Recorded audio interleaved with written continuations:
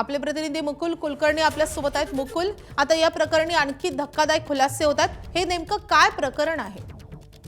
नाशिकची ही नामांकित बहुराष्ट्रीय कंपनी आहे, ज्याचं एक कार्यालय पुण्यामध्ये देखील आहे। नाशिकच्या या कार्यालयामध्ये काही धर्मातील तरुणांकडनं इतर धर्मातील मुली किंवा पुरुषांना एक प्रकारचा प्रभाव टाकला जात होता।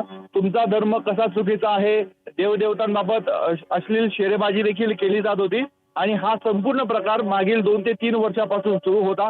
आता जे फोटो आपण बघत आहोत, हा त्याच कंपनीतील एक पुरुष कर्मचारी आहे, ज्याच्यावर दबाव टाकण्यात आलेला होता। त्याला देखील अशाच पद्धतीने शेरेबाजी करण्यात आलेली होती आणि तू इतर धर्मामध्ये समाविष्ट हो अशा स्वरूपाचा प्रभाव टाकून त्याला दुसऱ्या धर्मांतर करण्यासाठी प्रभावित करण्यात आलेलं होतं। 2022 पासून तर मागील 1-2 वर्षापर्यंत हा संपूर्ण प्रकार सुरू होता।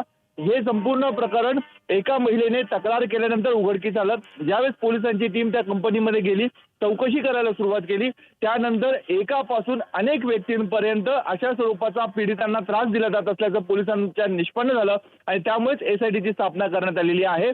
आता या प्रकरणामधले 6 आरोपींना पोलिसांनी अटक केलेली आहे, तर उर्वरित 2 महिला, त्यामध्ये एक महिला ही त्या कंपनीची मॅनेजर आहे, जिच्याकडे वारंवार तक्रार करून देखील तिने कुठल्याही स्वरूपाची दखल घेतली नाही, त्यामुळे देखील तिला आरोपी करण्यात आले। आणि एक महिला जी आहे ती इतरांना प्रभावित करत होती की त्यांनी देखील अशा स्वरूपाचे धर्मांतर करावं किंवा इतर धर्माच्या चालीरीती पाळाव्या।